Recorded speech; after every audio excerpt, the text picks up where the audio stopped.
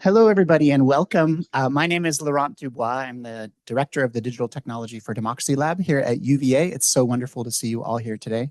The Digital Technology for Democracy Lab is a project that seeks to understand the effects of digital technology on our societies, but also to think productively about how those technologies can be mobilized in service of democracy.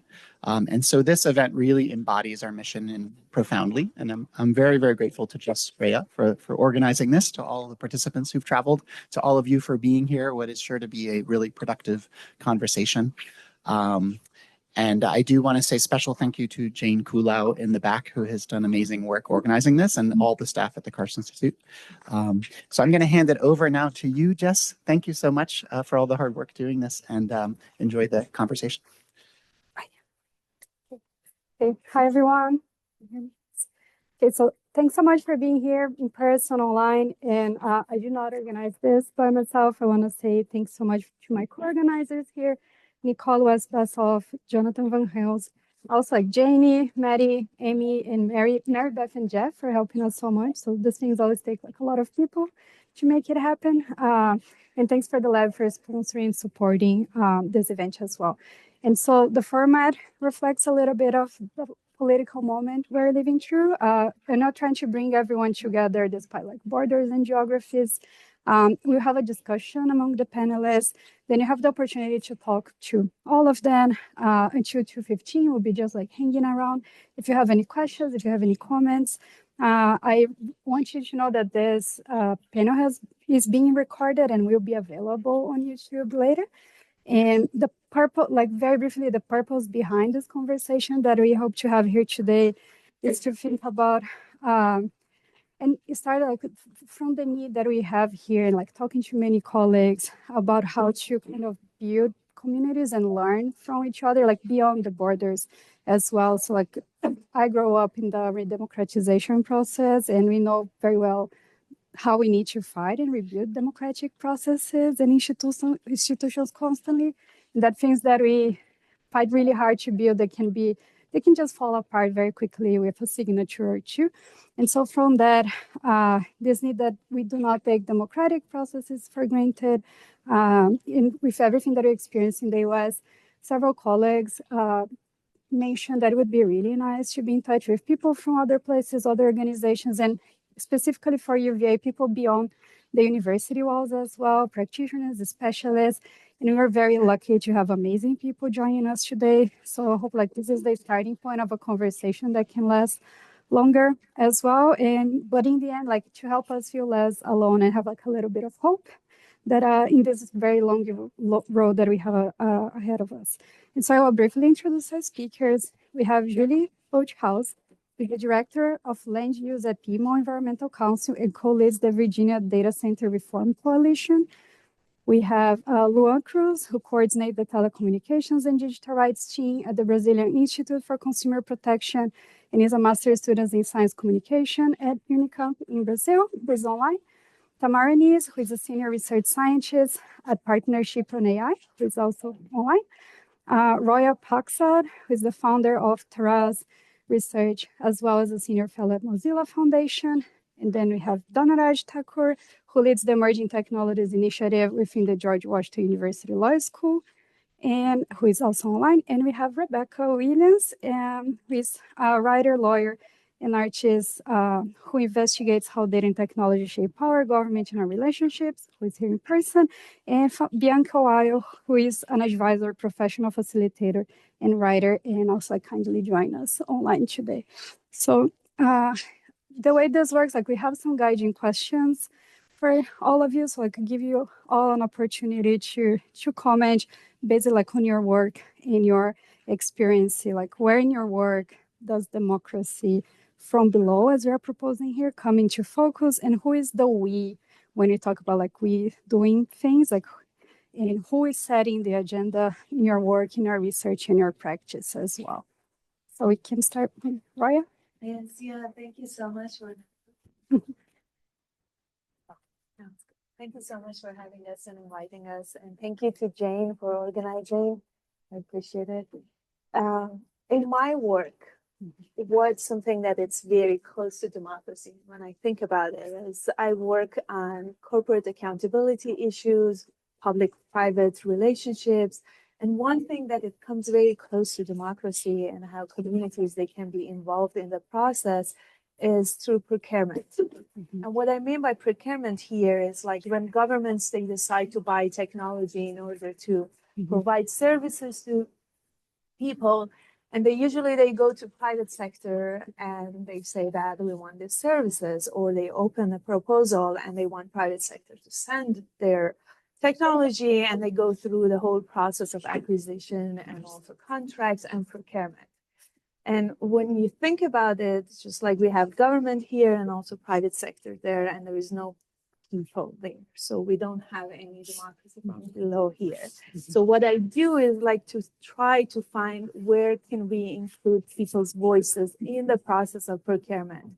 And just as a data in 2023, there was a research to show that the half of AI adoption that is happening in the United States in the cities is through private vendors.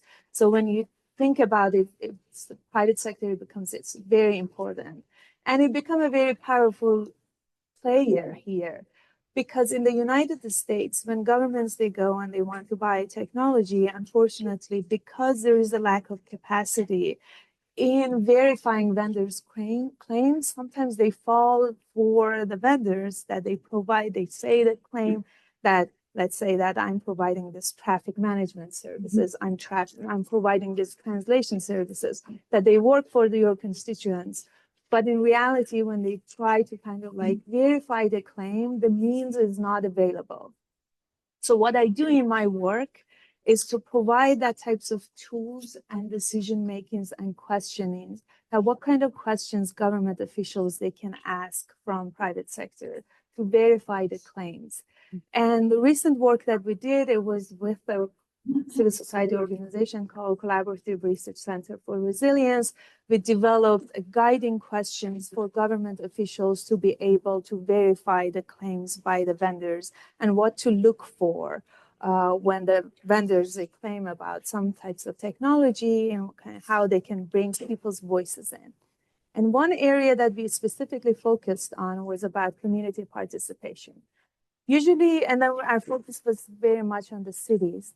And usually what happens when, let's say that the city staff members, they decide on buying certain technologies, they open a proposal, vendors, they send, their application, and then it goes through procurement process. But then we saw that, okay, where cities, they can bring people. A very, very easy one is just like people, they can just go to city council meetings, and when city staff, they make these proposals and they want approval from city councils. So people, they go, they show up and they say that, these are the impacts of these technologies. They might increase surveillance if, let's say that the technology is supposed to be a facial recognition technology or predictive policing or for encampment or managing homelessness. And then the community members, they can go and voice their concern. But then there is this issue of how much communities they are aware of the impacts. And then that is where some of the cities we have been working with, they have this advisory or commissioners, that there are volunteer groups that within the city, they try to kind of like look into this process of approval and through procurement. For example, Oakland, San Diego, San Francisco, they have privacy commission, they have surveillance and privacy commission, that they try to look into the type of vendors, type of technology, and provide kind of like, and then they go out, they talk with communities. They have this kinds of like meetings, like in the afternoon in the meeting, this group of people will come and let's talk about this technology that we want to procure and also implement in our city. One very good example is, and because Olympic is coming to the United States in 2028, one of the very good example is Long Beach, that what they have been doing in terms of bringing community voices in the procurement process is they open this community governance kind of body that people, they apply, and they have been working with civil society organizations to recruit people. And this won't be something like a checkbox including of people. They actually have like a 24 months of engaging with people with a stipend that it's not just like a $50 gift card, it's more than that, it's 4,000. And they did the pilot for 2023. They brought people in the 6 months, 8 months. They were working with people, whether our city needs certain technology, who should we ask for, what kinds of impact this technology might have in our city. And then they provided good compensation for the people to just like both to for people to learn about this technology and also to voice their concerns. So that's one of the examples of the work. That's great. Thank you so much. I think Bianca would be a nice like next speaker here, working with local communities and cities as well. Yeah, thank you. Great to be here. Nice to see, I haven't seen Rebecca forever. It's like, am I looking at Rebecca? Hi, Rebecca. So I think this is a great piece to pick up on. Thanks, Jess, from a procurement perspective. And I think I'll just speak to two related adjacent bits of this, and more might come as I speak. One of them is that at the city level, I'm realizing just increasingly how much people like the CIOs are pushing hype. And they come from the private sector. So many CIOs are being hired in from the private sector, and their careerist sort of approach is to look like they're bringing government into the 21st century. That's sort of one of their modes of appearing. And that is a pretty big problem because it creates almost zero friction between a really excited politician and the public service. So you're ending up with a super aligned set of actors that where there's immediately already supposed to be a little bit of friction. So just puzzle that sits in and around procurement. That's just one thought that I really want to put us on watch about, because and at the city level, because when we talk about democracy from below, I have a friend, she's a journalist, and she said the only order of government in Canada that she wanted or liked to work at was City Hall because it was live. Things were happening on the floor. It was real. It wasn't preordained. It wasn't pre-decided. So I think that's an important thing to keep in mind.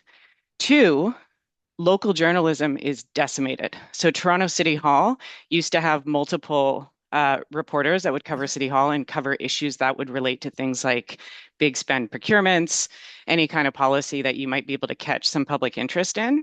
And we're down to like one or people running really great blogs. That's another piece when we talk about democracy, when we think about engaging with the broader community, that piece of this puzzle is not in good shape either. And so we have to remember as we talk about democracy, and I'm going to go to see, I knew more would come. Third one, you think about community engagement. As someone who used to run public meetings, sometimes I feel like we need to remember democracy is an incredibly messy and disappointing experience. So I always tell people this story. When I would run a public meeting, at the end of the night, the best possible outcome from 200 people leaving would be like, fuck, I guess, I guess that's fine. I can live with that. That's what success looks like in a democracy.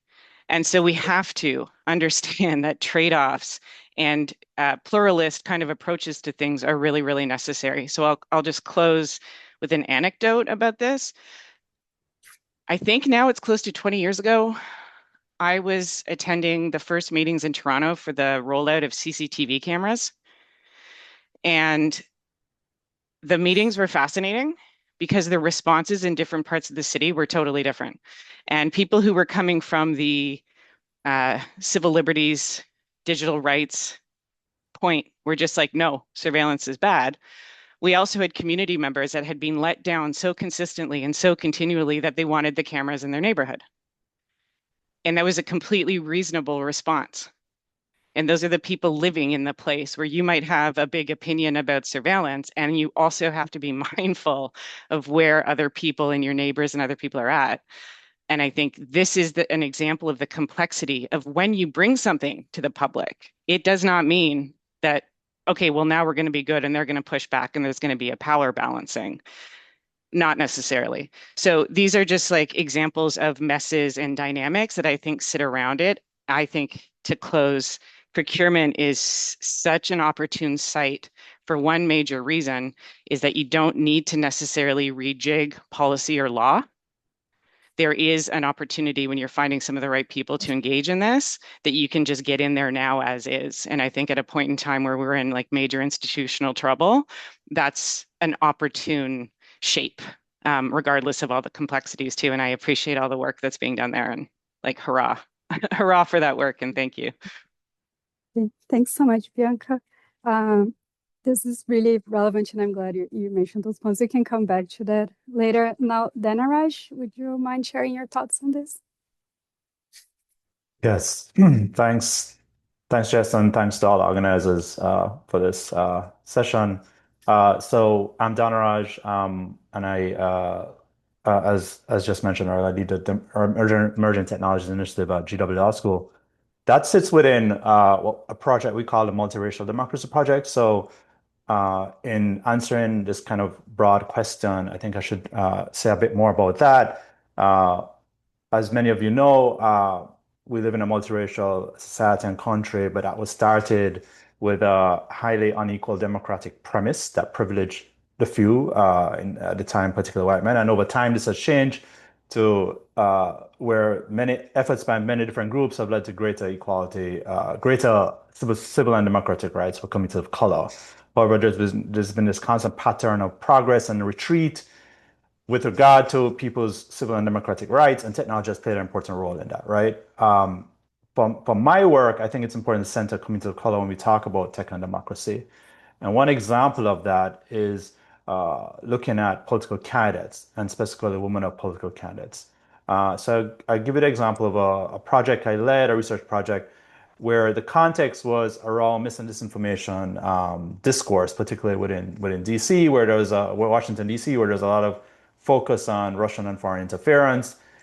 But at the same time, there are many scholars and communities of color that have pointed out that race and gender are integral to this discussion, but that was often excluded in the debates that I had participated in. And so we led a project with that in mind to focus, looking at all the candidates that ran in the 2020 election for Congress, and looking specifically at the online environment around women of color candidates. And we found out women of color candidates, for example, are more likely than other candidates to be targeted with mis and disinformation. They're more likely to be the subject of violent and racist abuse. And they're more likely to be targeted with content or posts that combine these different categories of abuse compared to, say, white men or white women or other, or men of color even. This points to like this broader problem of understanding and improving democratic participation and outcomes, particularly when we talk about a multiracial democracy and a pluralistic democracy. Now we're, for better or worse, preoccupied with the role of AI in democracy, particularly in this moment of democratic retreat that we observe, we experience in the US and elsewhere. And this can, as you know, AI, broadly speaking, machine learning tools can be used in many different ways. They can involve like micro-targeting of racially tailored disinformation, surveillance that targets communities of colors, and we see this right now in the US, which can lead to chilling effects in many different ways, voting restrictions, and so on. So how these tools, how these applications are applied to the practice of democracy, particularly in this moment of retreat as being led by the current administration, is important to understand. And so these are the kinds of questions that I want to try and address together with others in more detail, particularly in a way that centers the views of racial justice and civil society groups in the AI democracy discourse. Thanks. Thanks, Dhanaraj. Well, it's good that you mentioned AI because I think it's a good opportunity to talk about environmental issues and climate justice. We really wanted to bring this into the conversation of democracy from below, and we're lucky to have two amazing here. If you can start, Julie. Yeah, absolutely. So as you said, I'm the director of land use with Piedmont Environmental Council. That's a regional organization that covers a 9-county region from Loudoun County, Virginia, down to Albemarle. And what we have found is that there's a lot of places where democracy is critically important in the work that we've done since 1972 in protecting the lands and waters of the Virginia Piedmont, building quality communities for people to live, work, and play in. That work has always engaged people in the democratic process. And so as land use proposals come through, land use proposals being things like highways or large scale development proposals like Disney up in Prince William County. There was a proposal for a theme park up there many years ago. Those sort of projects were ones that we engaged in, and we engaged the public and our constituency in those zoning conversations, those comprehensive plan conversations. What does the community want in their comprehensive plan? That foundation was already set for us since 1972. We've been building that. And when we started to face growth in our region from data centers, which are the house for a lot of what we were just talking about, the compute power that is fueling a lot of these challenges, that was a space that we were already prepared for because of the grassroots movement that we had set up within our region. People were already engaged in this democratic process. And they were ready to go out to their board of supervisor meetings or their town council meetings and comment on these data center projects. So since 2017, when we had our first really large data center project in an area that was really not appropriate for these sort of facilities, it was called True North in Loudoun County, Virginia.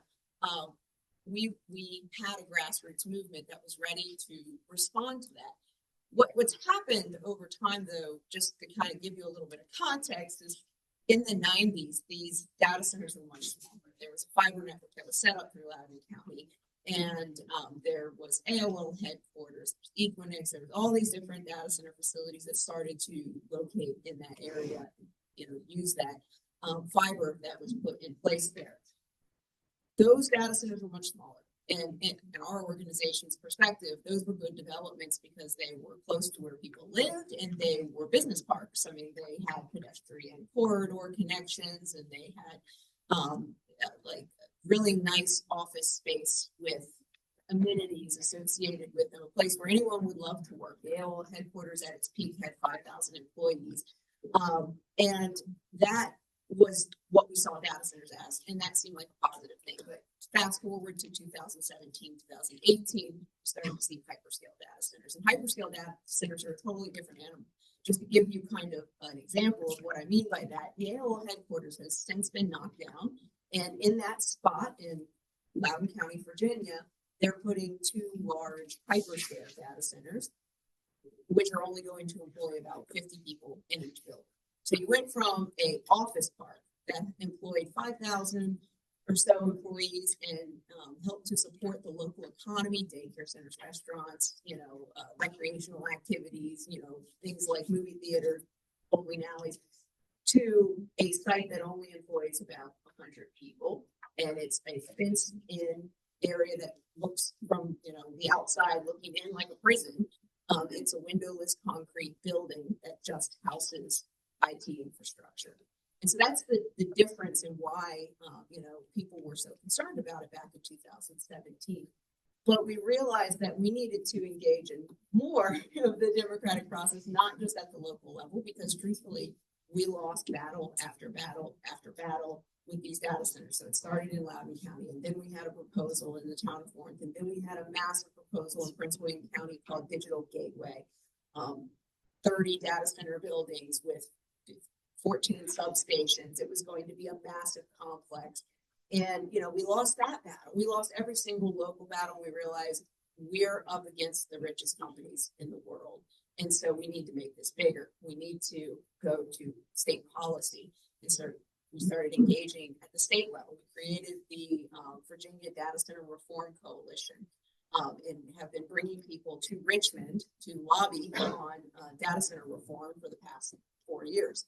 So we've engaged in that level, but we also realized there was 2 more levels. There was the federal level as well, because I don't know if you've read the news, but about 6 months ago, something like that, there were proposals to take away state authority to deny any state laws around AI. which would have included potentially data center oversight and local land use authority around this space. So that was something we were like, wow, we need to be writing our federal representatives as well on this issue. And then we also realized that there was this energy space and the decisions that were being made around our energy infrastructure system. So there's this regional transmission operator that maintains our electrical grid, makes sure that the utilities are in a functional marketplace where they can get the access. But there's a market for availability and reliability of energy for everybody in the system. But this is a black box and nobody was paying attention to it. And there was a lot of things that were happening within that black box that were going to have huge ramifications on ratepayers. And these were going to be costs that we're going to be paying for decades to come. So we realized we also need to engage in that space. And so that's where I think grassroots engagement and democracy really plays into the physical footprint of a lot of what we're going to talk about. Oh, thanks very much. It's really nice to have the Virginia perspective here. And then I want to hear from Tamara, please. Yeah, thank you. Thank you so much for inviting me to be here today. I'm sorry I can't be there physically with you. I am now officially too pregnant to fly, but this is also perfect because I would say that my work right now is really at the intersection of data center infrastructure and fights against the most harmful forms of data centers and related energy infrastructures that are cropping up in many places in the US and around the world. The power of technology companies and the way that they are asserting AI on communities, both from the perspective of surveillance and products that nobody actually wants incorporated, as well as through the material, invisible manifestations of power, meant both ways that data centers are.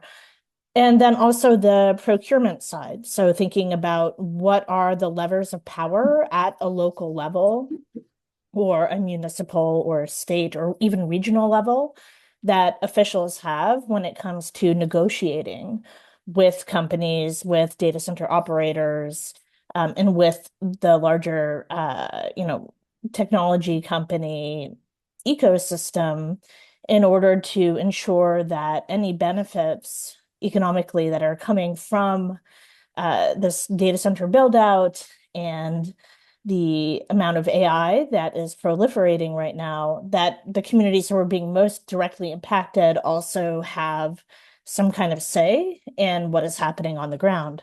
And I would say that for a lot of my work, I'm trying to reconcile the grassroots bottom up kind of activism that is happening within tech companies. So for the past 5 years, I've been participating in and also researching community activism in tandem with tech worker activism, really thinking about the potential of broader coalitions and cross-sector and transnational solidarity when it comes to providing mechanisms for gathering viable counter data to push back against the very misleading forms of selective disclosure that are happening as tech companies will, tell communities, will tell local government officials, these infrastructures are going to bring X number of jobs. These data centers will only take X amount of water, X amount of energy. They're using renewable energy, and thus, you don't have to worry about pollution.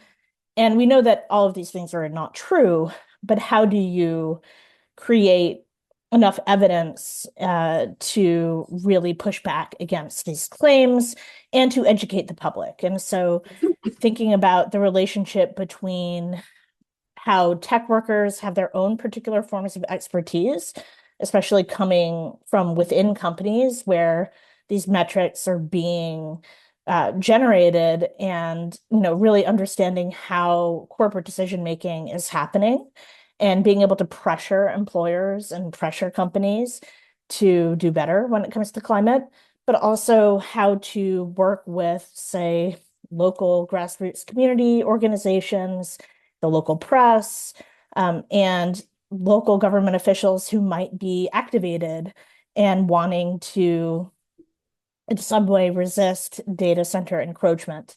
And so a lot of the work I'm doing right now is really looking at these intersections and these broader coalitions, both when it comes to fighting data centers, but also the larger AI supply chain. So thinking about, what is the relationship between the mineral extraction and critical minerals conversations that are happening, and that are also feeding into these larger geopolitical struggles. How do we talk about that in tandem with electronics manufacturing and much longer histories of resistance to things like pollution and things like occupational health that show up in the broader tech industry historically. And so I think there's a lot of room right now to have these conversations around connections across, say, mining communities and what they have dealt with for a long time, electronics manufacturing and pollution, and data centers, and to really learn from a lot of the communities that have been on the forefront and on the front line of both climate change and of industrial pollution. And so one of the projects that I've been working on right now with some former colleagues from Data and Society, as well as some other folks, is looking at the possibility of providing city officials who are looking for more granular information about vendors that they're vetting. There's a lot of talk about, creating guidelines within the GovAI coalition here in the US, where a lot of city officials are really trying to get better data on what the environmental impacts of the AI products that they're being sold are actually going to be. But in many cases, they don't have clear data from vendors, and they also don't necessarily connect those decisions to other local decisions that are happening around data center permitting. And so trying to really connect both the use of AI in government services and for purposes of surveillance with products like Flock, and the need for abolition in those cases, with the need for a lot of reform when it comes to data center planning and permitting. And so, really trying to find ways of connecting the technical metrics that people from within the tech industry and activists who have left the tech industry are able to generate, and getting those in conversation with the people who are making decisions about what technologies should be used in a public context. Okay. Thanks so much, Tamara. Maybe to continue the conversation on infrastructures and coalitions, I invite Luan to talk a little bit about experiencing another region in Latin America. Hi, everyone. So my name is Luan Cruz. I'm speaking from Brazil. I work at IDEC. IDEC is the Brazilian Institute for Consumer Protection, which is an NGO that's been around for almost 40 years. So it's a pleasure to join this meeting with you.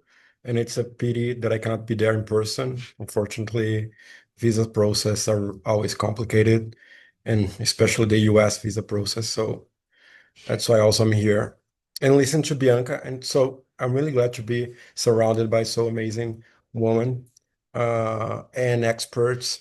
I was listening to Bianca, and I really wish we could have a whole session just to share the anecdotes and peculiar stories from our democratic process.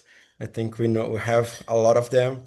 I've been working like from smart cities, facial recognition, now data centers, and it's almost the same, but with a different background of different actors. But it's really fun to see that we share some kind of the same experiences.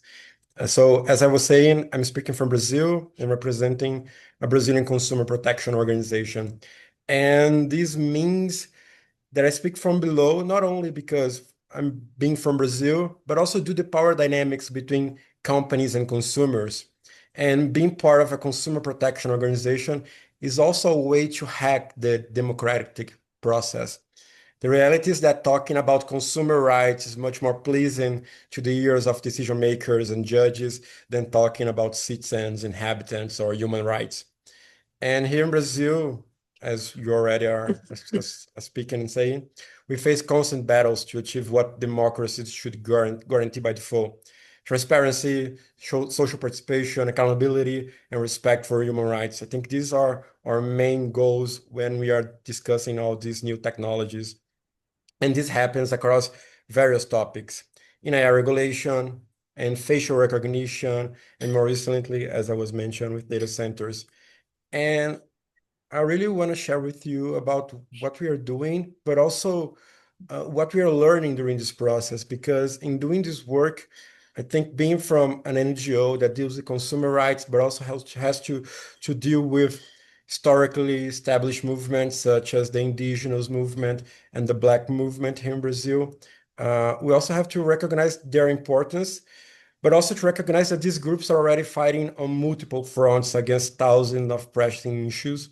So when we bring another challenge to the table, so the impacts of technology, we must also we are listening and we are also learning how to arrive offering extra hands, the technology, and also with deep humility, because I think the role, I'm from the digital rights sector or digital rights perspective, and I think our role here in Brazil is mainly to support, to inform, and also to walk alongside them, but never take the center stage, because I think the protagonism must always remain theirs. I think they are the ones that are really suffering the daily impacts of, I don't know, maybe 3 decades right now regarding digital technologies. Like I think the first wave was not having access to the internet to access these new digital government features. And then they had to face the discussions on smart cities and facial recognition and all the discriminations and all the data centers they are putting on their backyard. So I think it's really important to recognize the work they have been doing for several decades before technology and other knowledge that they have of dealing with companies, with different companies, as Tamara was mentioned. I'm used to work with big tech companies, but these communities, they know how to do with mining companies, with construction companies, with other sectors. They are really more structured and they are been around for decades. So I think there's also, this is really important to learn from them and also to teach them on what are the difficulties of privacy, data protection, or digital sovereignty. And I think another crucial aspect of our work in Brazil is also, and something that we are still learning with our practice, is also understanding the difference between advocating at the city level versus the federal level. And I think in the municipalities, the problems and the arguments, they usually revolve around zoning laws and public budgets. Right now, even with data centers, in Brazil, most of the data centers fights right now, it's about zoning. So you shouldn't put this data center here. Also have like the mining and the water and the energy discussion. But also I think zoning is a really discussion here in Brazil. And it's a discussion that's been going around for decades. And also regarding public budget, it's also a historical dispute. For instance, right now we're discussing tax exemption for data centers in Brazil. And why you're putting money on these and not putting money elsewhere? Why you're putting money on cameras and not putting elsewhere? Why you're putting money, I don't know, in some surveillance technology or not putting in real infrastructure? So I think we're, as I was talking, it's different. These are different topics, but I think the struggles are always the same. They're always revolving around. And meanwhile, I think at the federal level, the debates focus on broader frameworks like privacy rights and systemic discrimination. And I think the key to our strategy, not only local, but also internationally, is knowing how to mobilize the right themes and the arguments for each sphere and translating these complex technological issues to a specific language and priority of those decision makers and the priorities of the people that we're trying to help. So I think this is my take here. I think I hope I had respect the 5 minutes. That's It's it. good. Thank you. Thank you so much. Thanks. And we appreciate the global majority perspective, but especially this reminder that we are not doing this alone in the digital rights or any of our disciplines, because here we have people from so many different backgrounds and practice. And I think this is very good for us to think about building democracy from below goes like way beyond. But we'll come back to that. I want to invite Rebecca to share, speaking of human rights. Hi, everyone. I wish all the remote people were here because it's so nice to see y'all. It's very easy going last. So my bio was sort of intentionally vague. My day job is at the ACLU. I'm the senior strategist for the Privacy and Data Governance Unit. And I also teach a course on information and human rights at Pratt, and I do some public writing. And when I was thinking about, I'm also holding on to this tea for dear life because I'm like getting over a cold. So I'm no longer contagious, but I don't want to come. So that's about me. But when I was thinking about this question about democracy from below and how it manifests in my work across these different roles, I was thinking a lot of my work is about public education of vulnerabilities to democracy, usually created by digital technologies. And also being here in Virginia, I guess it's not Greece, but I'm like a foundational place for democracy. I'm like, I'm going to go back to the source and we're going to figure it out. We're going to figure it out here together, like what went wrong and like how to work on it. But it seems like a fundamental element of democracy is checks and balances and making sure that we're spot checking. And that's not just the three branches of our particular government, but we, the people, making sure that we are some sort of immune system reacting to vulnerabilities as they occur and trying to come up with fixes for those. And I think more and more as the three branches are not very satisfying at the federal level, going local, coming up with solutions from the community perspective and why those work or don't work is just as important. And I really appreciate that all the panelists that went before me described different discrete sites of resistance, whether it be procurement or City Hall as the only live place. I really like that. I also appreciate the through line about data centers, which are also very rampant near Virginia. So we can solve all of it right now. But yeah, thinking about some of the things that I worked on in the last year or so. Last year, I wrote an op-ed about how we could defund Doge because I used to work in the federal government and I was intimately familiar with like the slush fund that the OMB office that initially funded Doge had access to. And I felt like that was a public education opportunity to be like, did you know that there's a slush fund and that it can be taken advantage of? So maybe it should be redesigned slightly differently. And that didn't manifest in defunding Doge, but it did have a bill. And I had a lot of conversations with people about how you might structure budgets going forward.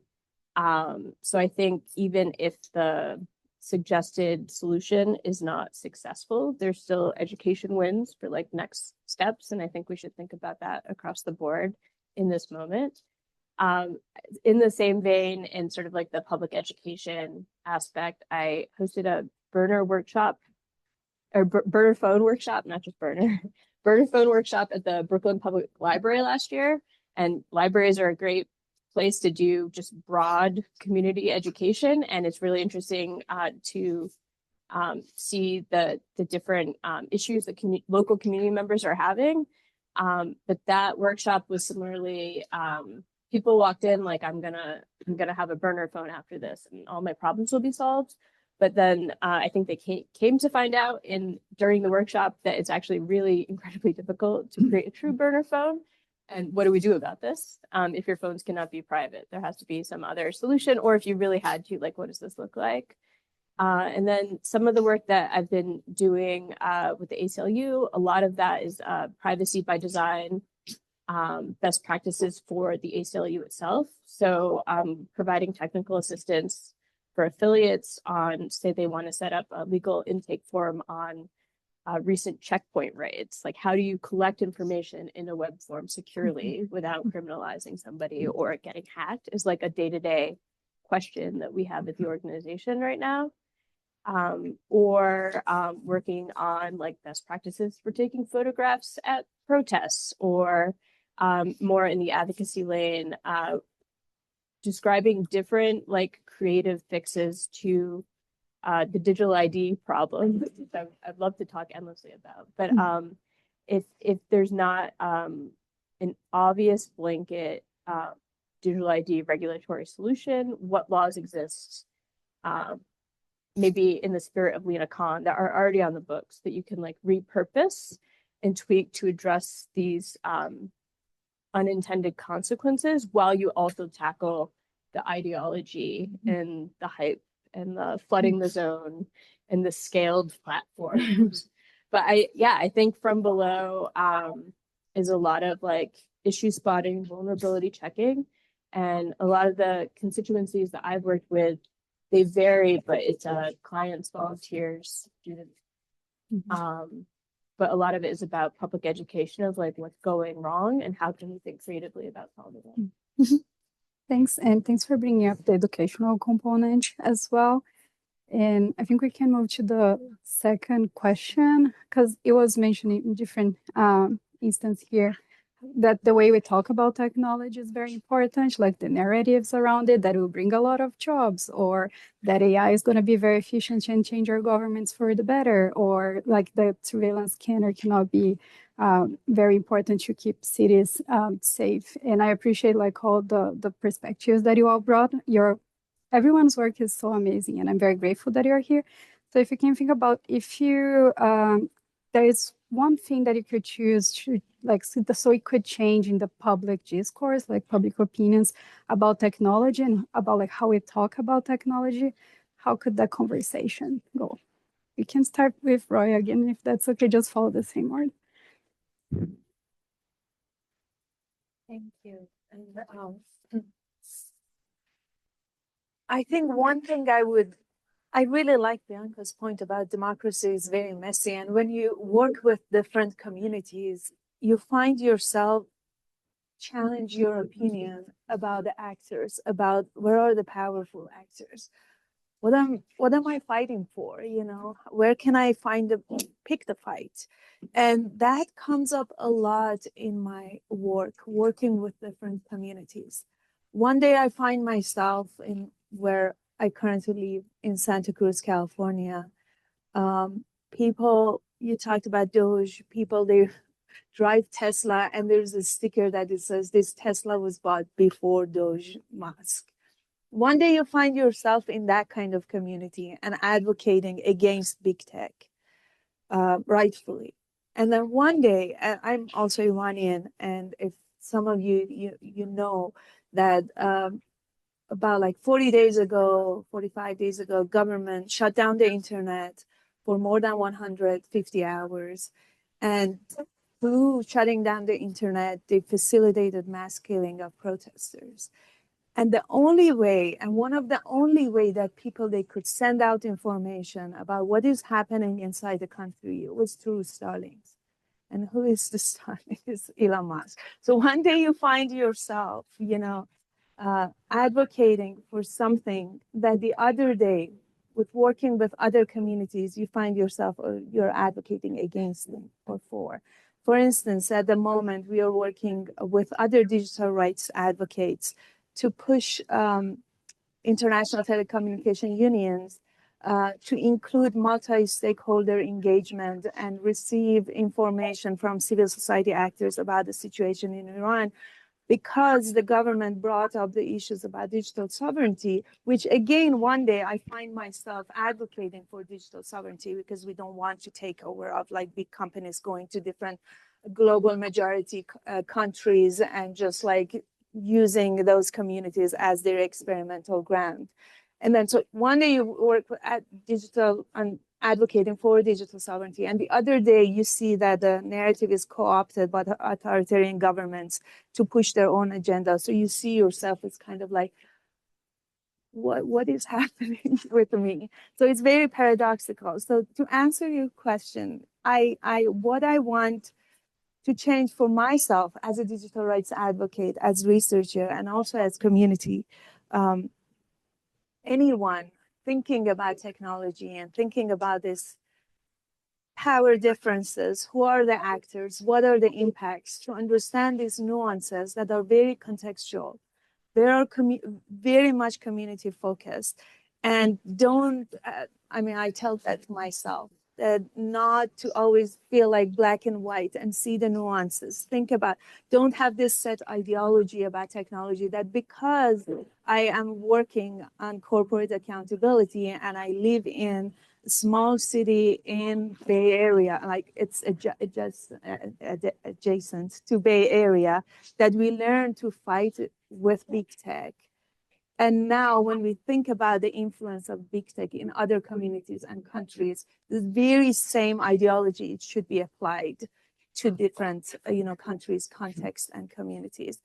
That is something if I wanted to just think about, like how we are working on technologies and communities and democracy is something that I try to practice it myself and change it about myself. And I want it to be changed at least in people's opinion about technology. Yeah. Thanks. That's a great point. And Bianca, do you want to share your thoughts? Yeah, this is the one thing I think is that regulation's not going to save us is probably a big one. Law has an important role. So does policy, so do standards, so do all of these things. But these are all very technocratic responses to what is inherently a technocratic politic. And I think the problem when I go back to around the year 2000 in Canada and the creation of our our private sector data regulation, because we have two in Canada. We have a federal law for government-held data, and we have a federal law for corporate and privately held data. The purpose of that law at the end of the day was to harmonize how data could move through the world for markets. So the purpose of the regulation of what is called, privacy or data protection is really a commercial enabling kind of law. And so at this point in time, with AI being the big regulation will save us, we need to regulate. What regulation will do when governments are completely incentivized to push the industry is it is an enabling legislation, primarily so that you can sell your AI in the other countries. This is what regulation is as its primary function at this point in time, and we already saw this. And so I say this because privacy, security, standards, these are all compliance type questions. They are not, should we do this or not? And so the issue here is that when you get stuck in these technocratic loops, you can't break that circuit. Like, sure, pass a law. Have you seen how great our laws are working to date?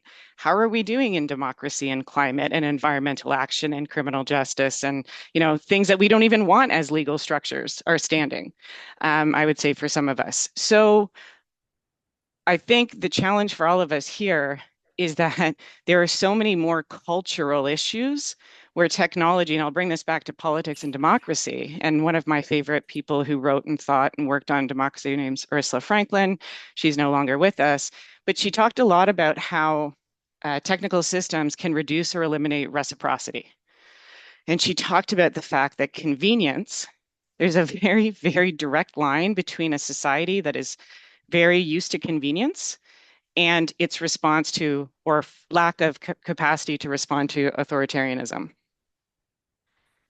When things are easy and everything's easy, and then something is like, I need to not do the easy thing, and you're out of practice, this happens on a daily scale. This happens in very small increments, and these things are all related to each other, So I think trying to get out of the idea that there will be a law or a policy or a standard or some kind of compliance measure with audits and This is technocratic brain, and we are in a very old set of problems that are not technocratic. They're the kind of discussions we have to have about what is a culture that would enable democracy to function to address climate at its root, not at its symptom, not at harm reduction, not at mitigation, at its root. That requires a culture of people that can be together working on hard things. That we don't have that. We don't have it in the digital context. We don't have it, period, in liberal democracy. So I think we need to be really mindful of I think there's critical harm reduction work to do, and that's mostly what technocratic interventions are. But that broader question of, and this is a great Wendell Berry framing, he wrote in the year 2000, I foresee the future where some people will want to live as creatures and some people will want to live as machines. And the problem is that's not a law-shaped issue. I know people who prefer to talk to ChatGPT than people. And as much as someone might laugh about that, that's a person I live with in my neighborhood. They're here with me. This is part of the culture that we're in. And so this idea that we have, any kind of technical response to that is not it for me. So I think this is where we have to get a little more creative in terms of making these spaces to practice our tolerance and our pluralism and our acceptance, and that this in some cases people have to use a lot of different tools because they're, backs against the wall and you're time poor and you don't want friction at all. So I think these are, I'm very zoomed out with this response, but I just think we have a muscle within the digital rights community that is used to institutions functioning somewhat, even though I'd say in all my time, it still wasn't great. So I just want us to be careful that we don't use this like, we'll take it to community consultation. It's like, sure, take it to community consultation. Like about AI, like what kind of a community consultation are we going to have? Like, is efficiency going to be illegal? No, it's not going to be illegal, right? Like, I think we need to make sure that we're looking at what some of these tools are doing and where they don't fit at all in the realm of law, for example. So I think we just need to realize we're dealing with a lot of not law-shaped problems. And so how do we as a community of practitioners respond to that?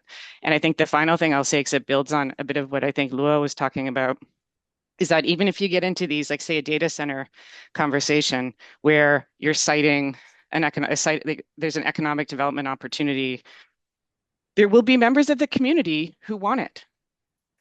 Like I'm not sure how many people here have been in those rooms, but there will be people, and you're putting neighbors in a situation that's very contentious when you arrive with the strident role that no, right? It's like, okay, you can be no. We need someone to hold the no line. We also need to know that there will be people for whom it makes every lick of sense to have the data center. Like this is just what it is right now. And if we had well-funded, like for me in Canada, we have a housing crisis, sovereign AI. Like, what are we doing here? Like, if you put together the funding toward the root of a just and healthy society, a lot of these technologies also become less dangerous.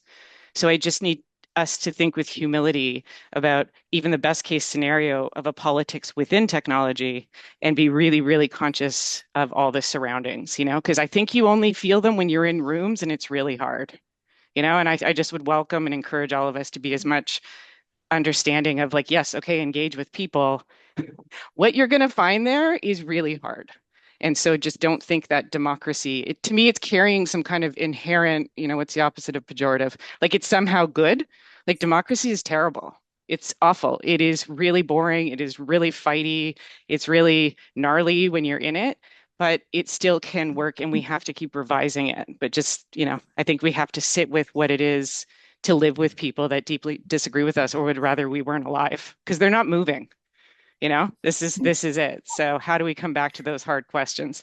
That's my trail from it's not a law problem to can we think about this from a how do we engage with each other and what's technology doing to that? And I think that's the work of a lot of the labs. So again, I'll end with the thank you for everything. Thank you. No, we truly appreciate the notion that law, regulation, policy alone won't save us all, and the discussion of culture and the way we are organizing this and going to the root of the problems. And I think that's very important to the conversation we want to have here today. Dhanaraj, do you want to share your ideas here? Sure.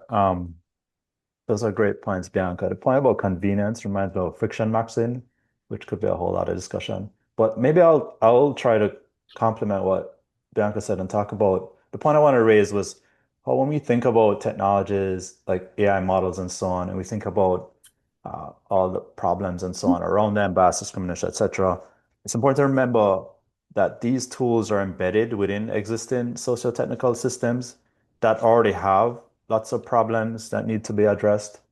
I think there's lots of preoccupation with like how to, as Bianca was talking about, regulation around these specific technologies and tools. but it's a wider system that also has a major influence. And one example I want to raise about this is but maybe quite specific, but you'll see where I'm going hopefully, which is around content moderation systems. So on social media, so how these social media platforms, what kinds of processes, human processes, policies, rules, and technology that it put it all together, how they moderate content online. This is based on some research we did where we're concerned about how these systems work for what's called low resource languages, which is languages online where there's very little data available to train AI models. As is why they're called low resource is a whole other kind of political discussion we can get into. But the language case that in particular I want to draw on is Quechua. So we did a study of we interviewed social media users from Quechua communities. We've surveyed them and used other kinds of methodologies. And from that, we learned that these systems often fail these communities both by privileging so-called high-resource languages, languages such as English, Spanish, and other European languages in content policies, and by relying on technologies that also did the same thing. So these AI models that they use as, for classifiers or to assess content also failed because of the way they are designed, and we understand the problems around like training data and so on. But it was the systems, the policies that were in place that also primarily privileged certain languages that also failed these communities. An example, a more specific example of this is the abuse that was targeted at Quechua women social media influencers when they posted online. So the abuse that was targeted at them was less likely to be moderated because of the content policies, which are not designed to adequately address online GBV, and the LLMs, which could not adequately parse content in Quechua. So you have this intersection of language, race, and gender, which played out in this space, particularly in harmful ways for Quechua social media, women social media influencers. But it points to the broader problem in which AI and these models are embedded within socio-technical systems and can be biased against certain communities, which in turn can undermine their participation in public discourse and in democratic participation. So I think that's important to recognize here. And maybe one last point, which is kind of motivated by the discussion from the previous speakers, is I too am quite frustrated sometimes around the narrative around AI and like this magical nature of AI. I think I just came back from the India AI Impact Summit, and one of the main days, which was Thursday, was when they had this series of prominent CEOs. I don't know if you're all following this, but all the major AI companies and big tech companies were there along with governments making all these statements. But a lot of what happens then is that the public has to rely on what AI companies are saying about what these models can or cannot do, and in so many cases, government and the media they take very uncritical views, unfortunately, and there leaves or there's very little room left for critical analysis. This is the problem. And you heard previous speakers mention how private sector voices dominate in procurement and city leadership and so on. So you see this similar narrative happening. I think the job for us as independent experts and society and academics to kind of come up with a more balanced counter narrative to this. And maybe Larry is a good way to start. Rebecca mentioned this, and it could be one way. And maybe this is an additional question I think we have to think about this as well. Thanks so much, and thanks for bringing the language component to this conversation as well. Now I would love to hear more from Julie around this topic.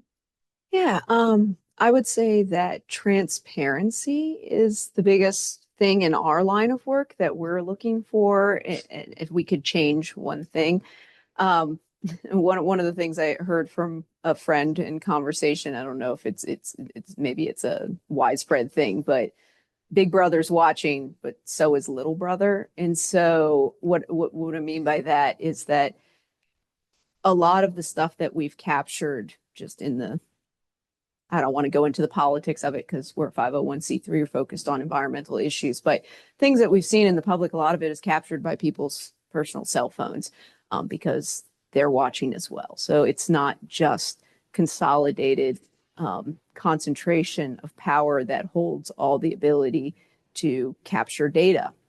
And that is also what we found as an organization has been our strongest tool in pushing back against the proliferation of data centers and their impact. So I want to be really clear. Piedmont Environmental Council, the group I work for, we're not opposed to data centers. We use digital technology all the time. This meeting obviously is hosted by a data center. It's going through these facilities. Sometimes we use AI tools and sorting through our bills that are swarming through the General Assembly to try to get a better handle on what's out there and make sure that we can respond as quickly as possible. And so it's not a, anti-data. It's a, how can we get the data we need to push back on the, I wouldn't say it's false narratives, but the cherry picking narratives of the industry. And so there's a lot of things that are put out there like data centers don't use water. Okay, well, yeah, some don't. Some are air cooled. Some have closed loop systems and use less water, but some use a lot of water. For example, Google data centers are still very dependent on evaporative cooling. They do that for a reason. If you read through their environmental social governance reports, they explain why they feel like it actually uses less water in the long run, because they're actually not using as much water in the electric system, because our gas plants also use a whole lot of water. And so they're minimizing their electricity use by utilizing evaporative cooling in regions where they feel like there isn't a water scarcity issue. And so using data, though, we can start to draw a bigger picture for the industry by looking at the cumulative impacts of all the water usage in that place where that Google data center is, or where other data centers have proliferated, and show a different narrative to the public, to our legislators who are making decisions, and also to the industry itself. We can show actually the cumulative water usage, because of all the data centers that are locating in this one watershed, is actually extremely severe and does put a heavy threat on this region during times of drought, which are becoming more frequent due to climate change. And here's the numbers that we've actually pulled together to show that. And the same thing with information about air permits. Our organization was able to pull together all of the air permit data for all of the data centers in our region to show that actually the cumulative impacts of all of these generators, the impact of one data center site with its generators might be minimal, but the impact of all these data centers put together is actually severe. And if you haven't read the Virginia Commonwealth University's report on this, it's really startling. They actually stated that you might be better off living next to a gas plant than living next to a large cluster of data centers because of the amount of air pollution that they're putting out with these backup generators. I don't think that the tech industry fully even grasps that necessarily, because they're looking at the fence line of their singular site, and they don't see it as an impact. They don't see the cumulative impacts of all this. So transparency around this data, and part of the frustration is that people at the highest levels, shareholders, your CEOs of these major companies, are pushing back against that kind of transparency. And we need that to make better decisions. They use these things called NDAs, non-disclosure agreements, to hide a lot of basic information about water usage, about emissions, about energy usage. We need that information. We need that transparency, and we need to ensure that we don't have too much corporate consolidation and monopolies created so that little brother can keep watching. Let's put it that way. Thanks. And thanks for bringing up the transparency component of this. I would like to fast forward to Tamara, please. Yeah, I'm, listening to Julie talk about the specific local impacts of data centers, and really how, many of the issues that we're talking about are hyper local in nature, and that is precisely why tech companies are able to obscure what their impacts are when they talk about things in the aggregate. And that is when you get, Sam Altman saying, well, ChatGPT is just like, a few teaspoons of water per prompt, or, where we get these metrics that are completely disconnected from what people are experiencing when they, are actually fighting with a data center operator over access to water. And I think what is really interesting about the moment we're in is that, a lot of us, obviously, we all use digital technologies. We're relying on it right now. And I think the line of shaming individual users does not work. And that doesn't work from, just a climate perspective in general, where we're kind of shaming individual consumers or getting people to consume less. So, and we hear this narrative within the tech industry as well, where it's kind of like, you can select a slightly less energy intensive model and that will, be the solution. And that gets back to what Bianca was saying about this kind of technocratic mentality, which is very much a pervasive thing within the tech industry, as you can imagine too, where you have different people kind of thinking about metrics and measurement and trying to find the perfect way of measuring the true impact of a model, or trying to make a data center more efficient. Great. But are you looking at the full picture? Are you thinking about what the real effects of the full supply chain are? Are you thinking about what kinds of conflict minerals are being incorporated into the tech that a company is producing? And then what is the technology actually being used for? Is it being used to surveil immigrants and incarcerate people? Is it being used to drill oil and gas, which, the enabled emissions campaign that former Microsoft workers, Holly and Will Alpine lead, is really looking into those kinds of numbers. So what does it mean that, companies that are holding up net zero and sustainability promises are in fact making deals with the oil and gas industry in order to use AI products for intensifying oil and gas production? So I think we're in this really odd moment where the kind of AI that we're being sold is a fundamentally anti-democratic kind of technology. And we're also really being captured by this kind of intense investment in infrastructure, without a real purpose other than speculation. And that is the part that I think is very nerve-wracking, is watching the massive amounts of data centers that are cropping up, when many of them are not even connected to power. And there is certainly not enough renewable energy available for them to operate. And so thinking about how it is intensifying fossil fuel production in many cases and leading to more pollution. But, this question of what kind of technology do we want? What kind of technology can serve us and the public? And so kind of what is the way of navigating this, kind of getting beyond this idea of harm reduction or compliance, which happens also not only within government, but also within companies, and thinking about, having the right numbers. But then how do you balance that kind of approach with a grassroots response towards, the data center moratorium bills that are also popping up, and the anger that a lot of people have that is really a bipartisan in the US issue, and something that leads to very strange coalitions of people who really have not a lot politically or economically or socially in common, who are understanding that these technologies and their infrastructures are not really serving their needs, and that they might be turned against them also. And so I think, I personally want to go back to a form of technology that, and thinking about technology that is more of the feminist STS kind of lens, like can we, oh my God, can we stop talking about generative AI as kind of the only kind of digital technology that we're investing in, and thinking about, and the only form of AI that we're talking about?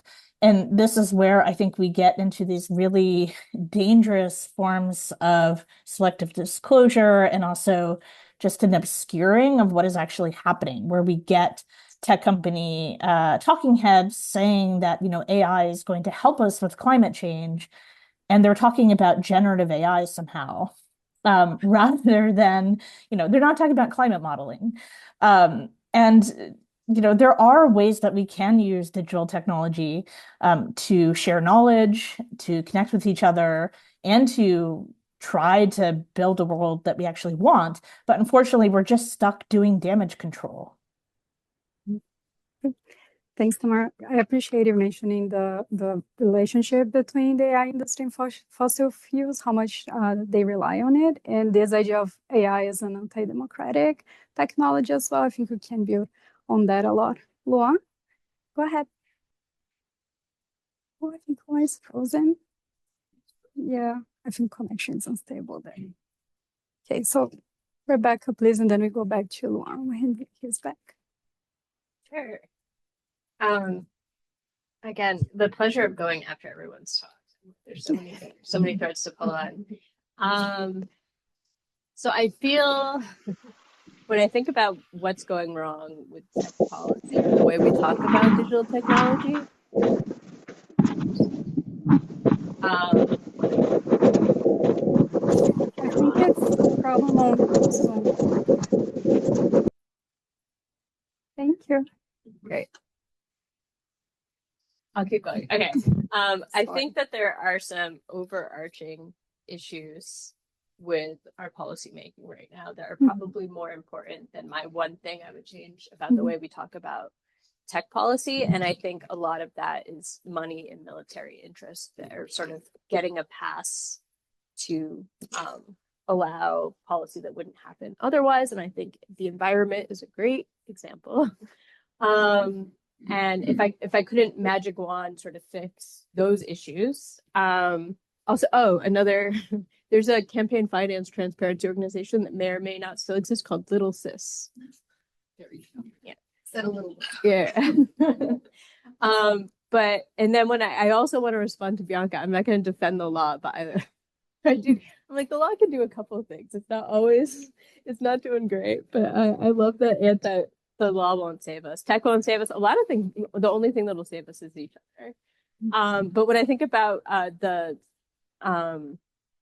how legal and policy conversations have been co-opted by technology, is that over and over again, technology has been seen as like different and just this broad abstract thing.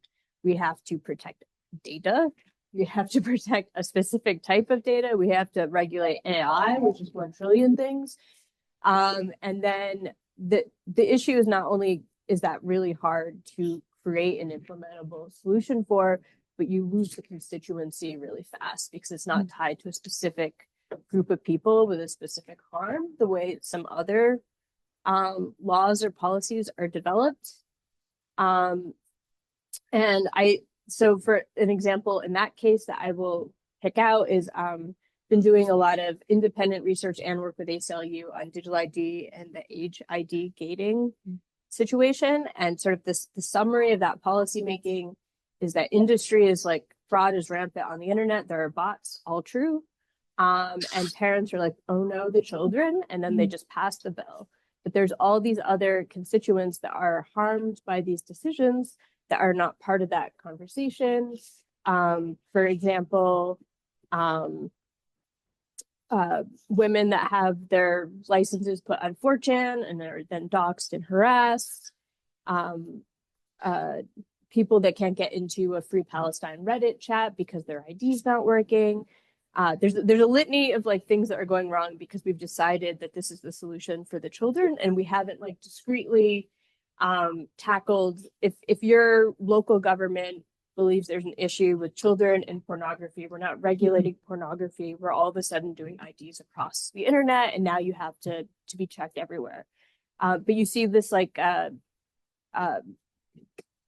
you lose who the people are that you're fighting for. And if there's no people, it's very hard to have this democratic debate. And the problems become very abstract and then narrowing. And then I think 2 other points on sort of like how tech is different or sort of abstract concepts, maybe I'll even broaden, like get flattened in legal protections. I'm going to pick on the environment for a little bit too. So when I was in law school, I studied environmental law initially, like now I'm working on technology. But two things that they have in common are these impact assessments. And a lot of the impact assessments end up being rubber stamp exercises, and they're very dissatisfying. And I remember like post law school just being like, oh, this isn't going to solve climate change. And I had to like shift. But I was like very disappointed with industry capture of what was supposed to be a regulatory solution. But it was captured as a rubber stamp exercise. And I think we see a lot of that in the tech space as well. Of course, better than nothing, harm reduction, we could do them better. And there's a lot of political economy reasons for why these regulatory mechanisms are captured. But I think part of it too is because it's abstract and technical, to Bianca's point. But maybe my last point on how we talk about tech is different. We've in this sort of like climate that tech is different rather than whatever things are happening in society. We need a department of tech. Tech has to be funded differently, et cetera, et cetera. We've let folks that run tech corporations grow so big that they are taking on quasi-government functions. They're now the arbitrators of, if you are you with the digital identity, you go overseas, WhatsApp is the only way you're sending money, you're sending messages. It's core infrastructure. Facebook says they have a Supreme Court, et cetera, but we've let it get so out of control that like tech is different, and if we just can't incorporate it into existing laws, or like it doesn't fit the existing law, that we don't come up with a new right or a new way to think about society, that it's really it's just gonna. This is great. You brought so many important points for like the military funding of AI research and development. We are very familiar with this here, but the biometrics, digital ID, and all this is actually really good as well. Luan, do you want to try now? Can you hear us? Yes. Thank you. Yes. It's just opening the mic and going down the connection, you know. I was listening to everyone, and then this happened. So regarding the relationship between technology and democracy, I think my approach is to look at who holds the power to say no or to set the terms of engagement. And I think one thing that hinders us at that, and I would strongly like to see change in the public discourse, is the assumption that technological deployment and development is an inevitable top-down force. And for this, in Brazil, we had to be pragmatic. So to ensure that the community demands for the Black movement or indigenous communities are actually heard by the decision makers, we discover, like, not we discover, but that's it, like brilliant ideas and grassroots legitimacy are not enough. So here we had to hire someone to walk the halls of Brasilia, our capital, knocking on the doors and talking to the lawmakers. We had to hire a strong press office to shape the public narrative. And that's it, like democratic debate on technology requires us to combining these grassroots protocols with this hard political advocacy and media strategy. Because we depend on the goodwill of journalists and even local journalists and congressmen, I think we're screwed.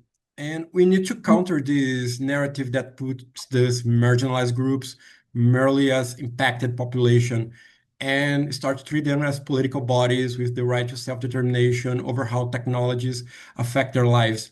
And regarding this kind of discussion around self-determination, in Brazil, and I think in other places in Latin America, and on other indigenous communities, there is this example and an unexpected dimension by the communities that we support and comes from the indigenous and traditional populations in Brazil, not only regarding, for instance, the installation of data centers, but also with the arrival of Starlinks in communities in the Amazon.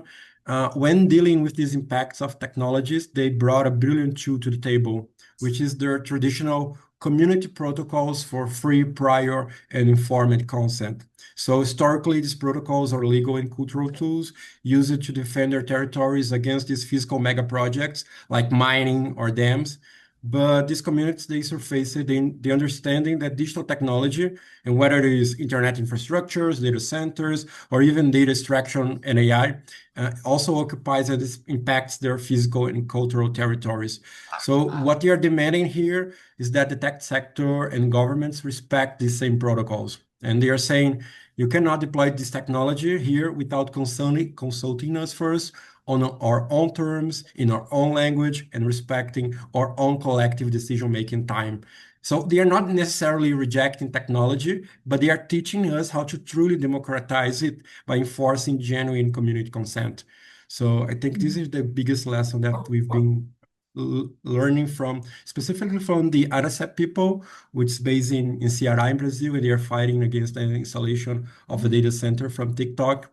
I think there's been some coverage by the international media. So I think if you go to some web search engine and put TikTok data center Brazil, indigenous communities, something from rest of world will show up. And that's it. I think we should listen them and to learn from this kind of new protocols.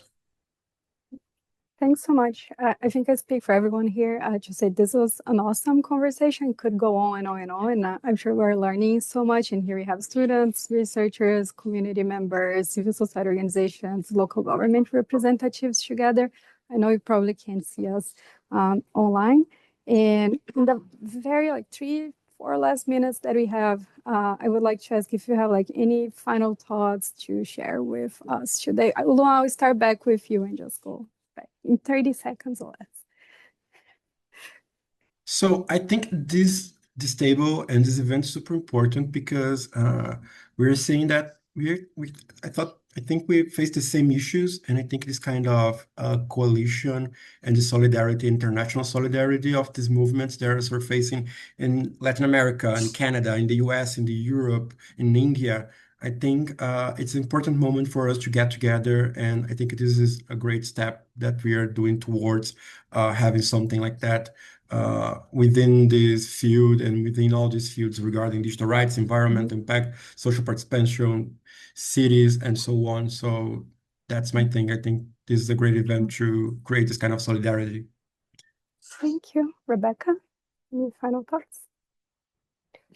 Mostly, I'm just enjoying the panel, and I feel like the audience also has a lot of fun facts about sites of resistance or vulnerability points. So my final thoughts are just you should email me and tell me what you're working on, or what you think the biggest issue is right now, because I think these discrete zones of inquiry are really interesting.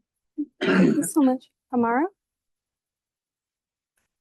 Yeah, I think I'm also really struck by the need and the hopefulness maybe about international solidarity that Lua mentioned. And I love working with both Jess and Mart Hicks at UVA and other friends like Lauren Bridges in thinking about the specifics and the local impacts of data centers and how to maybe bring students into the fold and really make it part of pedagogy as well.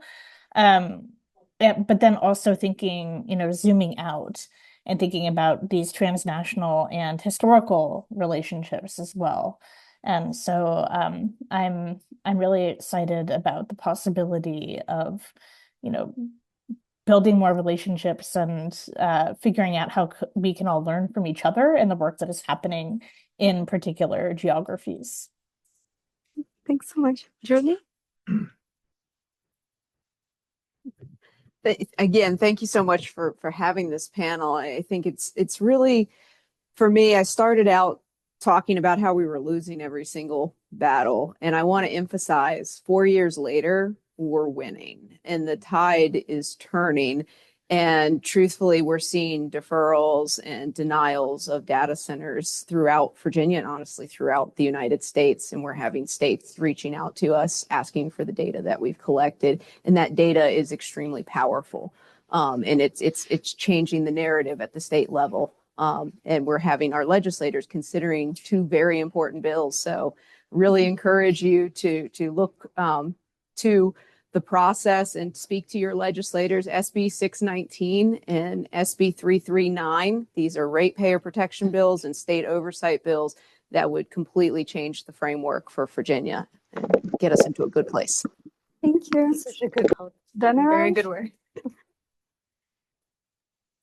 Yeah, also echoes thanks to everyone for organizing this. I think, yes, there is a lot to learn across international boundaries and across different sectors, but also historically, I think a lot of the challenges we're discussing here have or questions have been raised in like over the decades when people think about how technology influences society, television, radio, computers, like the whole information communication with technology development field within like when you think about international development and all these questions about like how can we protect people's rights, human rights within a democratic context has come up for.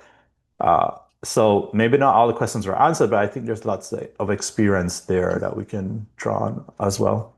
So something else, another source for learning. Thanks. Bianca? I'm so glad we have this chance because I got a democracy like yay part because I've been really down on it. So one, and I'm so glad, Rebecca, you said this, really, so long as we live in a militarized world, these technologies are pretty much inevitable. Those two things are tightly bound. And so I think them being there and being developed, and also we live in a long arc of scientism and, cathedral building and enthusiasm for futures and new things. Like this is older than the internet. This is older than computers. This is a deep cultural instinct, and it's not always from a bad place. So I think so long as that's happening, the technology advancement will continue, but our response is what is not inevitable. So that distinction to me is very important. And it's why I think this cultural piece is where we have so much power, because instead of IBM slogan, I love to repeat it, computers aren't bought, they're sold. This is from the 60s. So long as we keep looking at the supply side and hoping it will get better, or that there will be some great leadership in responsible, use of the role and the power. And as long as the governments and the companies are together, we have to stop hoping that's going to change. So the power in the democracy is you go from the ground up as an individual at your organization, little procurement things, small meetings. Don't turn on surveillance transcripts.